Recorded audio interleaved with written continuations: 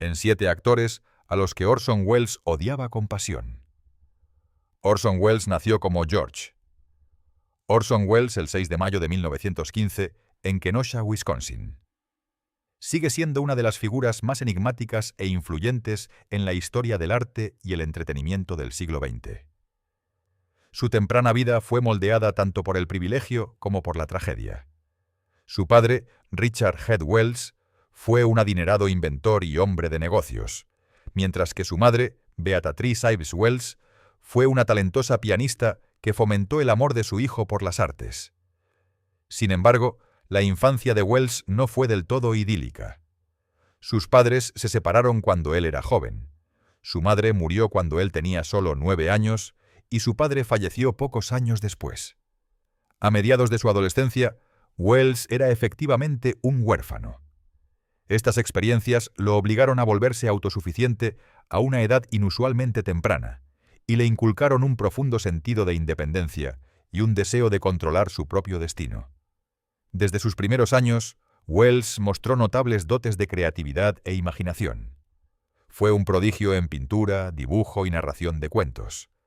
Sus maestros notaron su talento para el teatro, su imponente presencia y su extraordinaria habilidad para imitar voces e interpretar personajes.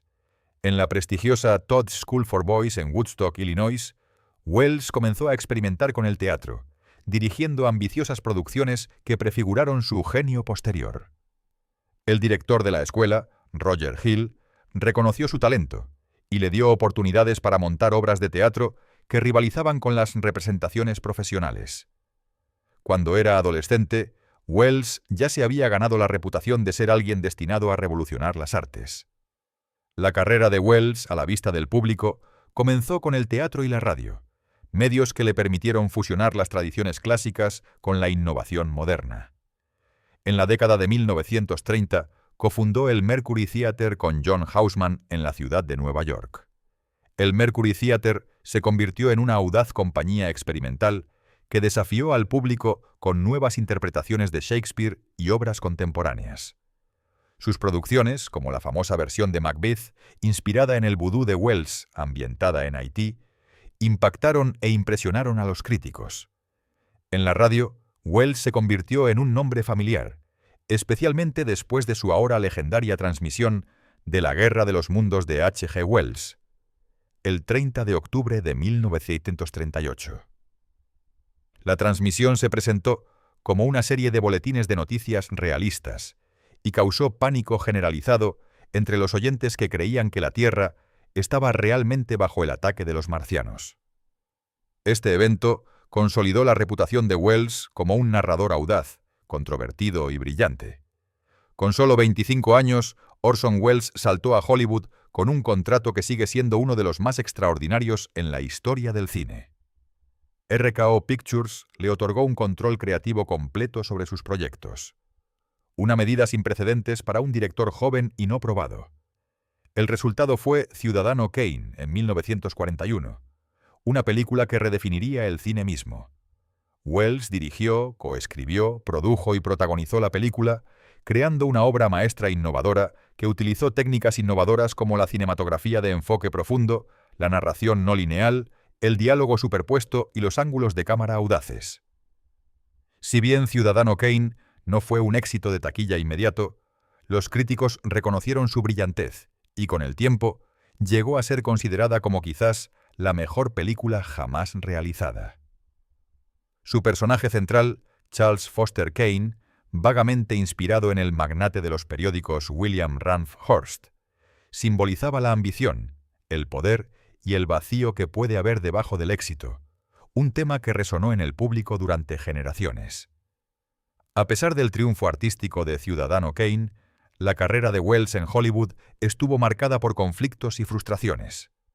Los estudios a menudo lo veían como demasiado ambicioso, poco convencional y poco dispuesto a ceder.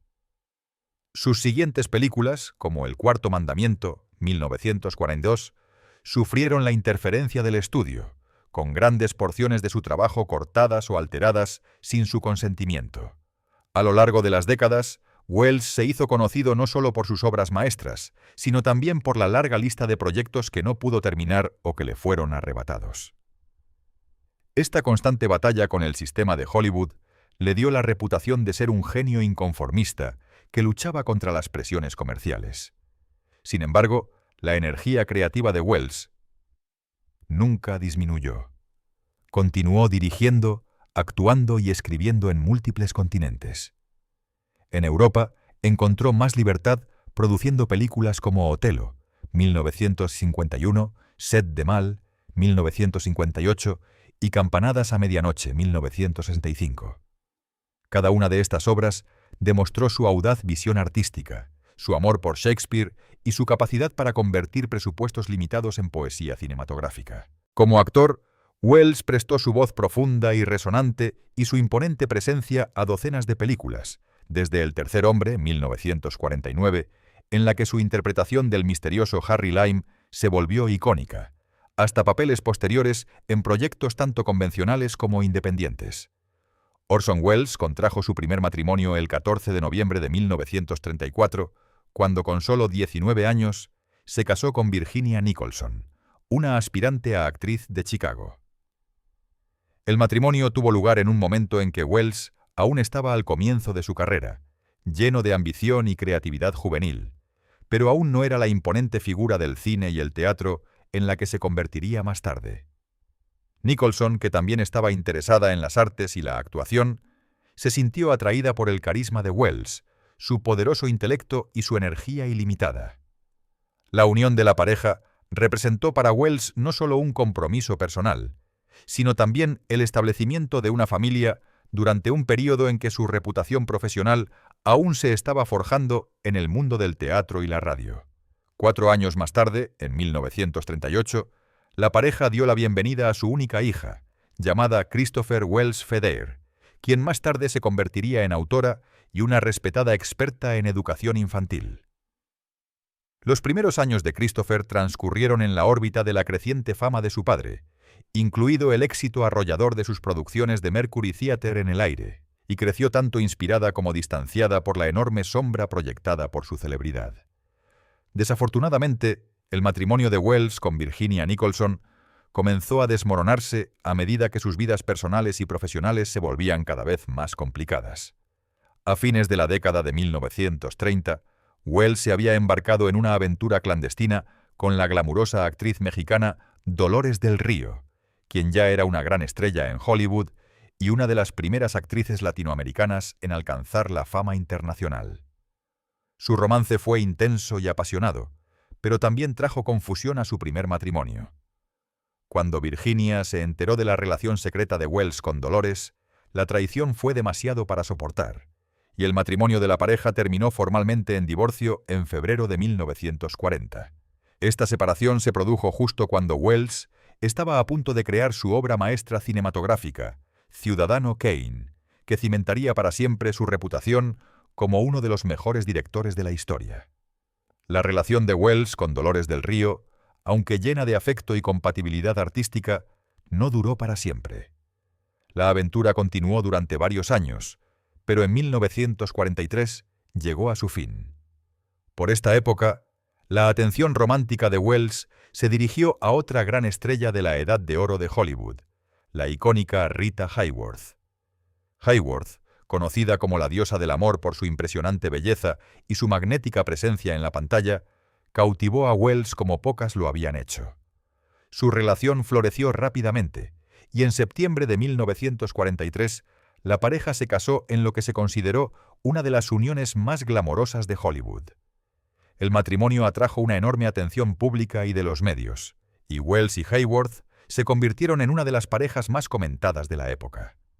Su hija, Rebecca Wells Manning, nació en diciembre de 1944, entrelazando aún más sus vidas personales en el apogeo de su fama. Welles admiraba profundamente a Rita, a menudo hablando de ella con afecto y respeto. Pero las presiones de Hollywood, sus carreras conflictivas y la personalidad inquieta de Welles tensaron el matrimonio. A pesar de su genuino aprecio por ella, la unión finalmente se derrumbó. Y en 1947 la pareja se divorció. Rebecca, su hija, más tarde buscaría una vida más tranquila, lejos de las luces cegadoras de Hollywood, y labraría su propio camino como escritora. Después de que terminara su segundo matrimonio, Wells continuó involucrado en muchas relaciones, tanto personales como profesionales, pero no fue hasta 1955 que contrajo su tercer y último matrimonio. Ese año se casó con la actriz italiana Paola Mori, quien había ganado atención por su elegancia y su talento en el cine europeo.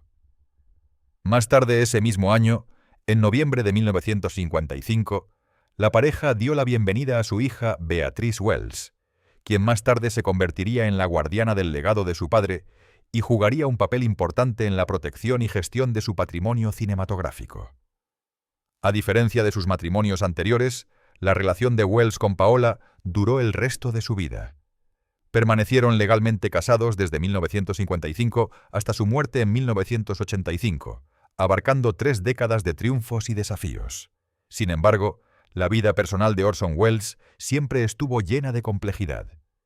En 1966 comenzó una relación a largo plazo con Oja Kodar, una actriz y artista nacida en Croacia que se convirtió no solo en su compañera sentimental, sino también en su colaboradora creativa. Oja inspiró y trabajó en estrecha colaboración con Welles en muchos de sus últimos proyectos cinematográficos inconclusos, incluido El otro lado del viento.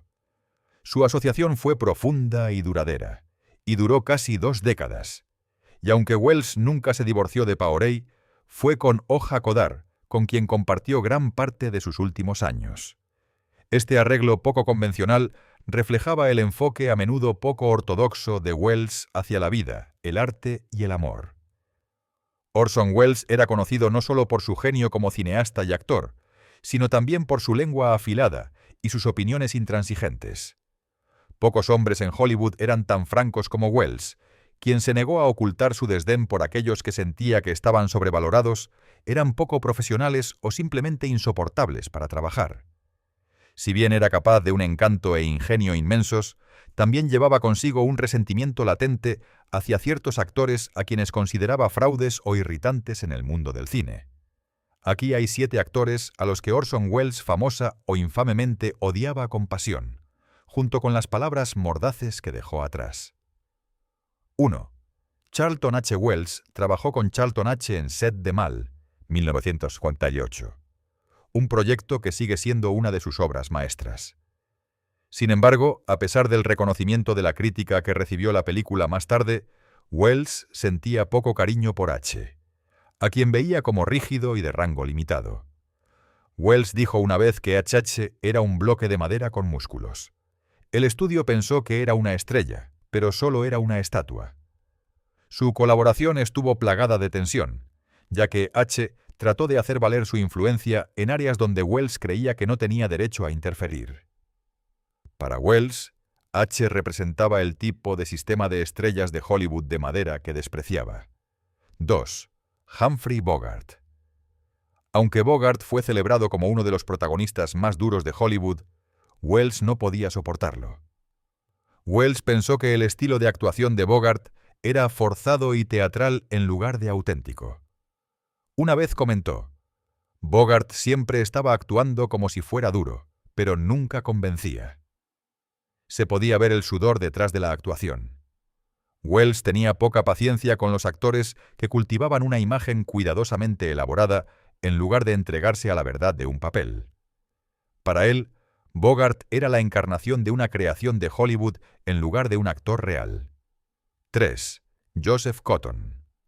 Esto puede sorprender a muchos, ya que Cotten fue uno de los amigos y colaboradores más cercanos de Welles durante los años del Mercury Theatre.